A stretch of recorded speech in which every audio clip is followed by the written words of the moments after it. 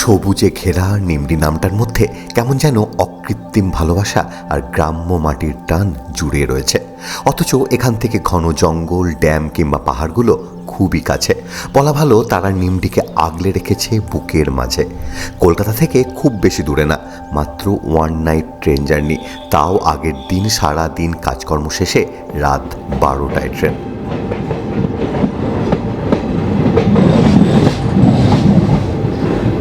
পুরুলিয়া ঘোরার ক্ষেত্রে এই বড়াভূম স্টেশন কিংবা পুরুলিয়া স্টেশনে নেমে লোকজন কিন্তু ঘুরতে যায়। এখান থেকে পাখি পাহাড় বা যে জায়গাগুলো রয়েছে, upper dam, lower dam, Ayodhya পাহাড়, সেই জায়গাগুলো ঘুরতে যাওয়া যায়। তবে আমি কিন্তু আজকে যাচ্ছি বড়াভূমের পরের স্টেশন নিমডি। এই জায়গাটা কিন্তু ঝাড়খণ্ডের মধ্যে পড়ে। আর আমি রয়েছি এখন চক্রধরপুর এক্সপ্রেসে, চক্রধরপুর হাওড়া এক্সপ্রেসে। রাত্রির 12:05 ছাড়ার কথা, ছেড়েছিল রাত 12:16। তা এখন বাজে প্রায় 8টা, অর্থাৎ প্রায় 8 ঘন্টা অতিক্রান্ত। আমার ডেস্টিনেশন স্টেশন হচ্ছে নিমডি। আমার এই পর্ব ঝাড়খণ্ডের এক ছোট্ট জনপদ সেই নিমডিকে ঘিরেই। Hip hip হুরে!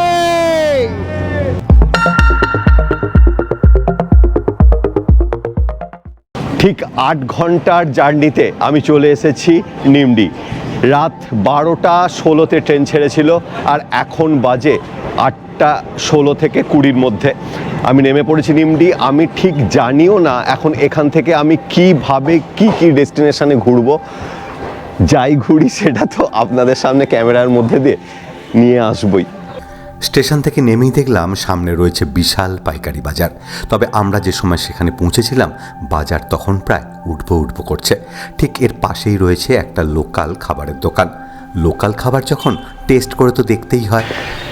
নিমডি স্টেশন আমার ঠিক পেছনেই রয়েছে নিমডি স্টেশন। আর নিমডি স্টেশনের ঠিক পাশেই অনেকগুলো দোকান আছে, তাদের মধ্যে একটা দোকানে এসেছি। এখানকার লোকাল ফুড গুলগুলা।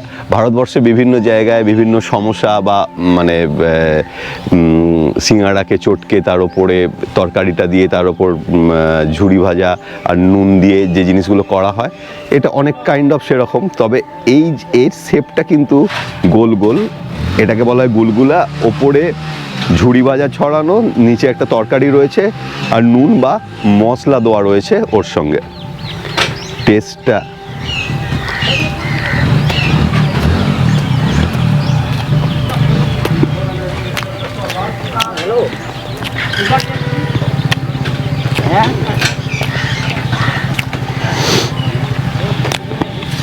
ব্যাপারটা হচ্ছে, এটা হচ্ছে ওপরটা হালকা একটা কড়া আস্তরণ, ভেতরটা একদম তুলতুলে নরম।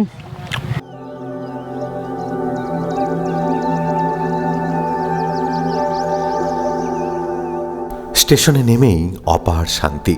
কিচিরমিচির পাখির ডাক, লোকজনের অলস যাওয়া আসা, আর মাঝে মাঝে না থেমে হুইসেল মেরে ট্রেনের চলে যাওয়া।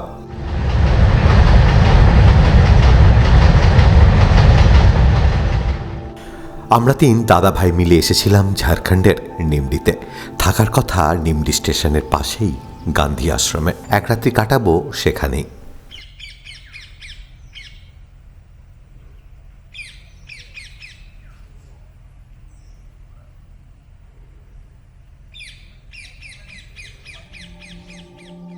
পাখির কলতান আর গাছগাছালি সবুজ ঘিরে রয়েছে নিমডির এই গান্ধী আশ্রম। ভাগ্য ভালো থাকলে কালে ভদ্রে হাতিরও দেখা পাওয়া যায় এখানে। তবে আমরা এখানে এখন ব্রেকফাস্ট সেরে বেরোবো একটু লোকাল জায়গা ঘুরে দেখার জন্য। আপনারা জানেন আমি চলে এসেছি নিমডি গান্ধী আশ্রমে। তা সারা রাত ট্রেন জার্নি, তারপরে এখানে এসে খাওয়া দাওয়ার ব্যবস্থা, ব্রেকফাস্টের ব্যবস্থা। এসে অবশ্য চা খেয়েছি, সব কিছু দেখানোর প্রয়োজন বোধ করি না। এখন দিয়েছে আমাদের এখানে পরোটা। আমাকে 3টে পরোটা দিয়েছিলাম, আমি 3টে পরোটা খেতে পারবো না, একটা ফেরত দিয়ে দিয়েছি। আলুর তরকারি আর রসগোল্লা।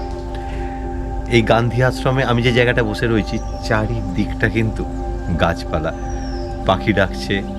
এখন বাজে তবে অবশ্য 10:30, 11:45 বেজে গেল। অনেক দেরিতে ব্রেকফাস্ট করছি, তাও একটা প্রকৃতির সান্নিধ্যে ব্রেকফাস্ট করার সৌভাগ্য কিন্তু খুব কমই জোটে।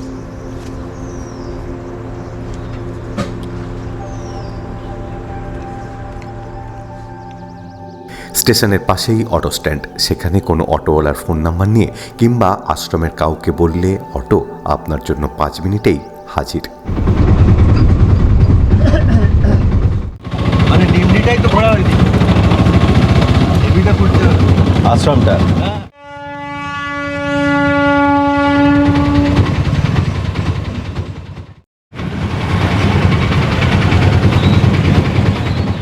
যে গান্ধী আশ্রমে আমরা ছিলাম, তা সেখান থেকে লোকালি জায়গাটা একটুখানি এক্সপ্লোর করার উদ্দেশ্যেই এই অটো ভাড়া করে বেরোনো। এই জায়গাটা বেসিক্যালি কিন্তু আদিবাসী অধ্যুষিত জায়গা, তা সেই সূত্রেই আমি যাচ্ছি সেই রকমই একটা গ্রাম, সেটা হচ্ছে রাজাগোড়া, শবর গ্রাম। আহা ওই আঁকা বাঁকা যে পথ যায় শুধু রে। আপনাদের কি মনে পড়ছে? আমার তো খুব পড়ছিল। আরে বাবা, এই গানটার কথা বলছি। মনের হরিণ কখন যে ওই দূরের পাহাড়টার ওপর গিয়ে চেপে বসেছে তার হদিশ আমিই পাইনি। আঁকামাকা পথ আমাকে নিয়ে এসে ফেললো রাজাগোড়ার শবর গ্রামে। আঁকা বাঁকা যে পথ যায় শুধু রে। আমি এসছিলাম এখন রাজাগোড়া পাকারডিগ শবর গ্রামে। এই গ্রামের মোটামুটি 100 জনের মতন মেম্বার রয়েছে, মানে ফ্যামিলি রয়েছে, প্রায় 17 থেকে 20টা ফ্যামিলি রয়েছে এবং তাদের মেম্বারের সংখ্যা 100-র কাছাকাছি। গ্রামের বাচ্চারা ছেড়ে বাকি মহিলা এবং পুরুষ সবাই কিন্তু এই ঘাস থেকে কিংবা তাল পাতা থেকে যে শিল্পগুলো হয়, যেমন মাথার টুপি কিংবা সাজের যে জিনিসগুলো, ব্যাগ, সব জিনিস তৈরি করে এবং অর্ডার নিয়ে তৈরি করে। এখানে আমরা বানাই, ওরা নিয়ে যায়, ওরা বিক্রি করে, আমরা জানি না কিছু। কোথায় কারা নিয়ে যায়? রাঁচি থেকে? রাঁচি মানে আমার ম্যাডাম আছে এখানে, আচ্ছা। ও আরই নিয়ে যায়, আমরা যাই নাই, আমরা নিজের।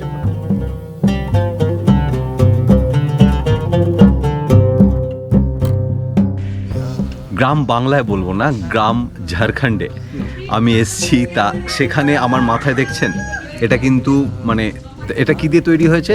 এটা কাশি আর খেজুর পাতা দিয়ে। আচ্ছা, মানে সাবাই যে ঘাস হয় সেই সাবাই ঘাস, সাবাই ঘাস আর খেজুর পাতা। এটাও সাবাই ঘাস, খেজুর পাতার ভেতরটা কিন্তু সাবাই ঘাসের বোনা, আর ওপরে যে সাদা পোর্শনটা খেজুর পাতা, মানে ফুলদানি, মানে ফুলের সাজি বা এই যে কন্টেনার, এগুলো কিন্তু ওই একই ধরনের। এছাড়া ব্যাগ তৈরি করো তোমরা? ব্যাগও তৈরি করা হয়। একদিকটা পুরোটাই পাহাড় দিয়ে ঘেরা এই গ্রাম। এখানকার মানুষগুলো কেমন যেন এলোমেলো, না আছে চাল চুলোর ঠিক, না আছে খাবার দাবারের সময়, কিন্তু ওদের মনের মধ্যে কেমন যেন আনন্দের ফল্গুধারা সব সময় বয়ে চলেছে। সেই ফল্গুধারার খোঁজ নিতেই এখানে আসা। খাচ্ছেন? খিচুড়ি খাচ্ছেন? ও বাহ বাহ বাহ। এটা এরকম গোল করে কি দেওয়া রয়েছে এখানে? এটা ধান ধোকা হবে বা পাড়ন দেওয়া হবে, ধান আছে। আচ্ছা, ধান ধোকা হবে, ফুল আছে। পাহাড় ঘেরা এই গ্রাম পর্যটন মানচিত্রে জায়গা করে নিলেও জীবিকা নির্বাহ করা এখানকার লোকেদের পক্ষে যথেষ্ট কষ্টকর। আপনাদের মানে জীবিকা চলে কি করে? চাষবাস আছে? চাষবাস তো টুকটাক টুকটাক। কি মতলব চাষ হয়? মানে ভাগে করা হয়, ভাগে করা হয়। আমাদের জমি জায়গা কিছু নেই, কিন্তু ওই বন যখন যাই ও কাঠ টাট টানি আচ্ছা। আর মার্কেট যাই বেচি, আচ্ছা মানে বিঘি কিনি। আচ্ছা। আর কি। আমরা জানি আমাদের ভারতবর্ষের রাষ্ট্রপতি একজন আদিবাসী মহিলা। তা এইটা যেহেতু আদিবাসী অধ্যুষিত গ্রাম, বা এই এলাকাটা যেহেতু আদিবাসী অধ্যুষিত গ্রাম, আমার পাশে যিনি রয়েছেন, আপনার নাম বলুন। সন্তোষ সাবন। আচ্ছা, সন্তোষ সবার সব্বার। তা সন্তোষ সব্বার উনি যাচ্ছেন, এই গ্রাম থেকে শুনলাম 4 জন যাচ্ছেন আপনারা। 4 জন। দিল্লিতে কি আছে সেখানে? সেখানে আছে মেলা আছে, প্রোগ্রাম আছে দ্রৌপদী মুর্মু। দ্রৌপদী মুর্মুর প্রোগ্রাম আছে, সেই প্রোগ্রামে এরা এখান থেকে অংশগ্রহণ করতে যাচ্ছে। ইনি হচ্ছেন বিশ্বনাথ শবর। বিভিন্ন হাতের কাজ দেখানো হয়ে গেলে গ্রামটাকে উনি ঘুরিয়ে দেখালেন। সবশেষে বললেন, একটু পাহাড়ে উঠবেন নাকি? ইতস্তত করতে উনি বললেন, চলুন না, আমি তো আছি। ব্যাস হয়ে গেল। আমি তো পা বাড়িয়েই আছি। বাকি দাদা আর ভাইকে বললাম, চলো একটু না হয় পাহাড়ের পাদদেশ থেকে ঘুরেই এলাম।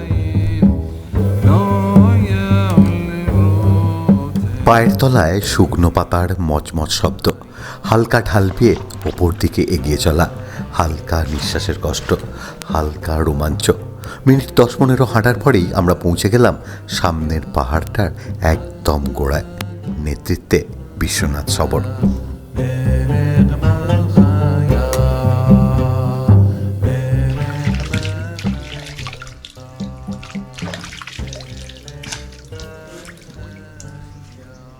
পাহাড়ি গ্রাম ঘোরা শেষে আবার নিমডির গান্ধী আশ্রমে ফিরে যাওয়া। এখানে দুপুরের খাওয়া দাওয়া শেষে আবার ঘুরতে বেরোবো। তবে এই গান্ধী আশ্রমের একটা আলাদা মায়া আছে। আপনি যেখানে যান না কেন, সে আপনাকে বারবার টেনে আনার চেষ্টা করবে তার বুকের মাঝে। ভারতবর্ষের স্বাধীনতা সংগ্রামে গান্ধীজির অবদান অনস্বীকার্য। অহিংসার বাণী উনি ছড়িয়ে দিয়েছিলেন প্রতিটি ভারতবাসীর মনে। আর এই অহিংসার মধ্যে একটা শান্তির যেন বাণীও লুকিয়ে থাকে। আর সেই শান্তির খোঁজেই আমি চলে এসেছি ঝাড়খণ্ডের নিমডির গান্ধী আশ্রমে। এই গান্ধী আশ্রম 1948 মানে স্বাধীনতার ঠিক পরের বছরই স্থাপন হয়। এলাকাতে প্রচুর সামাজিক কাজকর্ম এরা করে তখন, এবং আস্তে আস্তে বিশাল এলাকা জুড়ে এই গান্ধী আশ্রম স্থাপন হয়। আমার ঠিক এই পেছন দিকটা দেখুন, অনেকগুলো কটেজ আছে। এখন বর্তমানে কিন্তু ওরা এই কটেজগুলো ভাড়া দেয় বাইরের লোকেদের এসে থাকার জন্য। বিভিন্ন কালচারাল প্রোগ্রাম হয়। আর আমি এটা গ্যারেন্টি দিয়ে বলতে পারি, এত বড় এরিয়া, মানে 20 একরের মতন এরিয়া রয়েছে। এই 20 একর এরিয়া জুড়ে এই গান্ধী আশ্রম, এবং আপনি আধ ঘন্টার মধ্যে কিন্তু পায়ে হেঁটে এই আশ্রম কভার করতে পারবেন না। আমরা অবশ্য একটা প্রকাণ্ড রুমে ছিলাম। রুমটাই এত বড় যে হাত পা মেলে কিংবা হাত পা ছাড়া অন্য যদি কিছু মেলার থাকতো সেটাও বোধহয় কম পড়ে যেত। আর এদের টয়লেটটাও যথেষ্ট পরিষ্কার পরিচ্ছন্ন। আমি হাওড়ার ছেলে, আর হাওড়া মানেই বোটানিক্যাল গার্ডেন। আর বোটানিক্যাল গার্ডেন মানেই বিশাল বটবৃক্ষ। আমার পেছনেও রয়েছে কিন্তু একটা বটবৃক্ষ। এই বটবৃক্ষটাকে দেখে বা বটগাছটাকে দেখে কিন্তু আমার মনে পড়ে গেল হাওড়ার সেই বোটানিক্যাল গার্ডেনের কথা। আমি এখন রয়েছি ঝাড়খণ্ডের নিমডির গান্ধী আশ্রমে। এই গান্ধী আশ্রমে দুটো বটগাছ রয়েছে। এই এত বড় বটগাছ অসংখ্য ঝুড়ি নামিয়েছে। এই বটগাছ দুটো কিন্তু এই নিমডি আশ্রমের, গান্ধী আশ্রমের আসলে শোভা অনেক গুণ বাড়িয়ে তুলেছে। পেটের মধ্যে ছুঁচো অনেকক্ষণ ধরেই ডন মারছিল। খাবার ডাক আসতেই ছুটলাম সেদিকে। নিমডির গান্ধী আশ্রম। আমার পেছনে একজন ভদ্রমহিলাকে দেখতে পাচ্ছেন। উনি এখন বলতে পারেন যে এই পুরো দেখাশোনাটা করে, মানে বুদ্ধদার মানে আপনি হন মাসি, পুরো ব্যাপারটা দেখাশোনা করে। রান্না আমরা এসছি দেখে রান্না উনি নিজের হাতে করেছেন। মানে আজকে রান্নাতে আমার সঙ্গে রয়েছে পালং শাক দিয়ে, আলু দিয়ে, বড়ি দিয়ে, আর আরও একটা কিছু আছে ডালের, এখানে মুগের ডালের বা কিছু, হ্যাঁ লঙ্কাটা হয়েছে নাকি, এটা কি আছে এই ছোটো ছোটোগুলো? না না না, আর একটা ছোটো ছোটো আছে, এগুলো কি? আচ্ছা আছে। আর স্যালাড আছে, তার সঙ্গে বাঁধাকপি, তারপরে কড়াইশুঁটি, আলু দিয়ে তরকারি। এটা মুগের ডাল। আর আমার খুব প্রিয় হচ্ছে সর্ষে বাটা দিয়ে পোনা মাছের ঝাল। একদম পুরো তেল ভেসে উঠেছে। আমার প্রত্যেকটা আইটেম খুব ভালো লাগে আর খাচ্ছিও। আর হ্যাঁ, এই রান্নাগুলো প্রত্যেকটা কিন্তু কাঠের জালে, সুতরাং টেস্ট অনবদ্য। আগে আমি শাকের তরকারিটা এমনি শুকনো খাবো, তারপর ডাল দিয়ে খাবো। খাবার সময় বেশি কথা বলা বোধহয় উচিত নয়, তাহলে খাবার মজাটাই হারিয়ে যায়। অসাধারণ, মানে বলে বোঝাতে পারবো না। টাটকা সবজি। আমরা তো ওখানে সব ভেজাল খাই, পেস্টিসাইডের মাল খাই। প্রতিটা খাবার পদ নিজের হাতে উনি যত্ন করে আমাদের পরিবেশন করছিলেন। দিন আর চাই না তার ঠিক আছে, আর চাই না, বাকিগুলো তো খেতে হবে।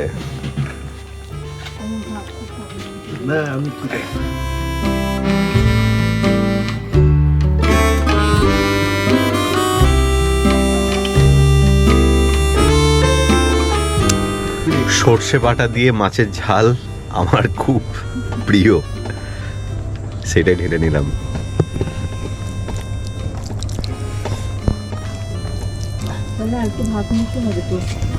এই জিনিসের সঙ্গে একটু ভাত না হলে একটুখানি দিন।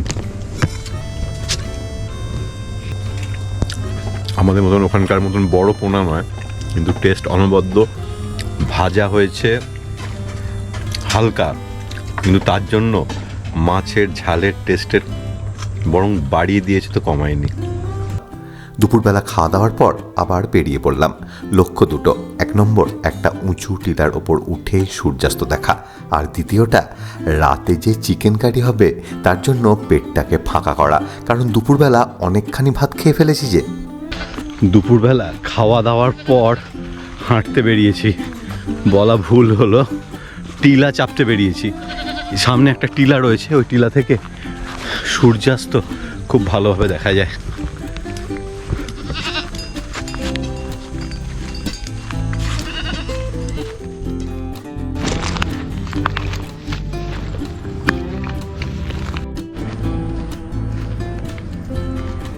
মনে হয় যেন স্বর্গে আছি। আমি আর দীপঙ্কর দুজনে উঠে পড়েছি একদম এখানে যে সব থেকে উঁচু টিলা, সেটার মাথাতে। এখানকার লোকেরা এটাকে পাহাড় বলে।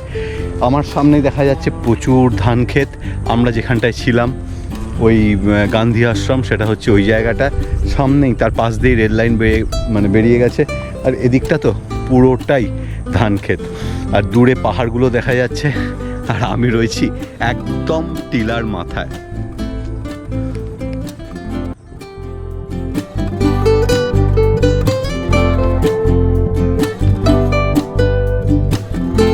এখানকার জল হাওয়ার গুণে রাতের বেলাও অবলীলাক্রমে পেটের মধ্যে সেই ছুঁচো, ইঁদুর ইত্যাদির দৌড়োদৌড়ি শুরু হয়ে গেল।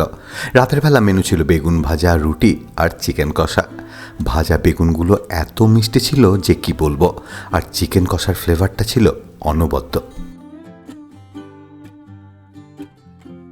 নিমডি গান্ধী আশ্রম থেকে খুব সহজেই ঘুরে নেওয়া যায় দলমা পাহাড়, চান্ডিল ড্যাম, ডিমলা লেক, ঘাটশিলা কিংবা পুরুলিয়ার দিকের সমস্ত জায়গাগুলো।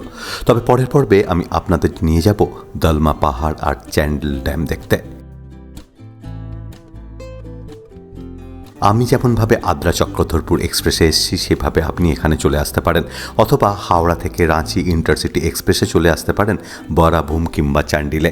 সেখান থেকে গাড়ি বা অটোতে নিমডির এই গান্ধী আশ্রম। এছাড়াও পুরুলিয়া থেকে লোকাল ট্রেন চলে এই রুটে। চাইলে আপনি এখানে আসতে পারেন আসানসোল থেকেও, এখানে চলে আসতে পারেন গাড়ি করেও। তার জন্য আপনাকে ধরতে হবে খড়গপুর হয়ে জামশেদপুর থেকে আরও বেশ কিছুটা এগিয়ে নিমডির রাস্তা। রুটের ডিটেলস ছাড়াও এখানে থাকার জন্য কিভাবে বুক করবেন, ভাড়াই বা কত, তার সমস্ত বিবরণ নিচের ডেসক্রিপশন বক্সে দেওয়া রইল। সঙ্গে থাকুন, দেখতে থাকুন ঘুরতে ফিরতে। আর এই জাতীয় নতুন নতুন জায়গার ইনফরমেশান পেতে চ্যানেলটা সাবস্ক্রাইব করে রাখবেন। সাবস্ক্রাইব অল বাটন প্রেস করে রাখবেন, যাতে ভিডিও আপলোড হলেই নোটিফিকেশান সরাসরি পৌঁছে যায় আপনার কাছে।